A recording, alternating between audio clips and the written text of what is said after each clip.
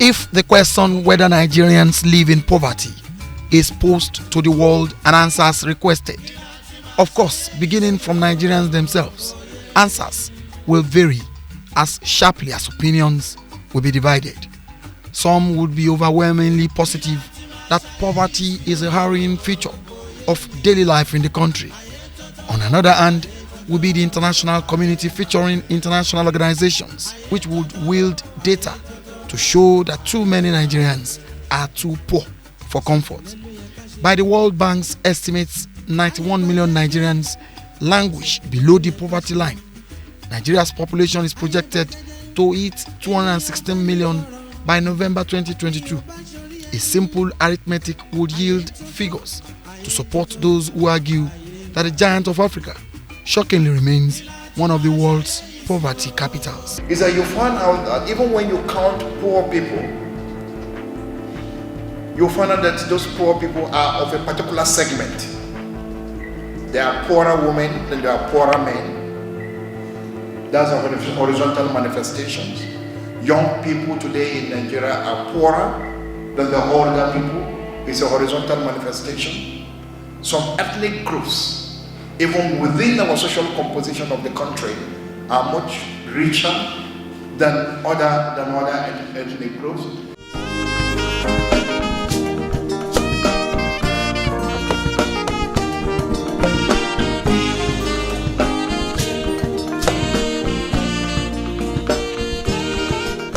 In the midst of all this is the recent proposed ban of eating of cow skin, popularly known as Ponmo, which is seen as a lifeline to many Nigerians in replacement of fish and meat, as it is cheap and affordable. Animal hides is same as Ponmo in Yoruba, Kanda in Igbo, and it is a local delicacy enjoyed by many Nigerians for decades.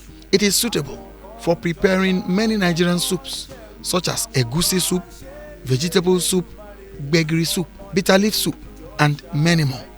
It is thus an important foodstuff for restaurateurs in the country, as Ponmo lovers hardly take any food without a lump, and due to the health-related problems associated with eating red meat, cow hides have become a substitute for red meat in many homes, so Nigerians are simply at home with Ponmo consumption. Kíjọba má kó ńlẹ̀ o, torí mẹ̀kúnnù ànáwó tọ́kì, ànáwó panla síìlì, ẹlòmíì lè rẹ̀ yọ mẹ́fà 200, ẹlòmíì lè rẹ̀ yọ mẹ́ta 100 naira. Wọ́n máa dà sí omi, òun àtọmọ ẹ̀jọ́ máa jẹun o. Àwọn kan lè jẹ, àwọn kan ò rí, àwọn kan wọṣọ àsìkò, àwọn kan sùn sábẹ́ gàdá, àwọn kan tó lè jọ bí iṣu. Professor Olufemi Aluko of the Faculty of Clinical Sciences at Obafemi Awolowo University, Ile-Ife, argued that Nigeria is losing out to other nations in the $75 billion global leather market due to the consumption of Ponmo. Aluko attributed the predicament to the nation's disregard for the leather goods sector in favor of oil production and the use of its animal hides and skin as food. The professor highlighted a global industry report as confirmation of the situation and asked the country's policymakers to refocus on the sector, which he said has a high potential for export earnings and employment. Sure, this also contributed to government's proposed ban of eating of Ponmo. This led us to Lafenwa Market in Abeokuta, one of the major markets where the business of Ponmo booms. Orí ìdàwọn onípọ̀mọ́, awọ ara ẹ̀, àwọn onípọ̀mọ́ rẹ̀ ló ń gbé, ni wọ́n fi ń ṣe pọ̀mọ́ dídín. Ṣé káàlè dídín gbé ṣe pọ̀mọ́ yẹn, ibẹ̀ mọ́tótó tó ni. From the killing of cow, removal of the skin, boiling of the skin, smoking of the skin to the last level of bringing out the Ponmo, all these stages are more than strenuous for it to be scrapped, as so many people make a living from this business. But nígbà táwọn kan wá tọ́nà fẹ́ máa fi ṣe bet, wọ́n fẹ́ máa fi ṣe bàtà, àsọmọ́ pé awọ ara màálù kò gbé nǹkan tí ẹ̀ ń sọ yìí, ilé ìpọ́nmọ́ jíjẹ ló wà fún ìyẹn awọ ara ẹ̀. I don't eat Ponmo, so I cannot cook it. I personally, I don't like it. To those at point of eating, it was a no-no to the federal government to think of banning the eating of Ponmo. They should not. They should not. So it's good. So they just leave it like that.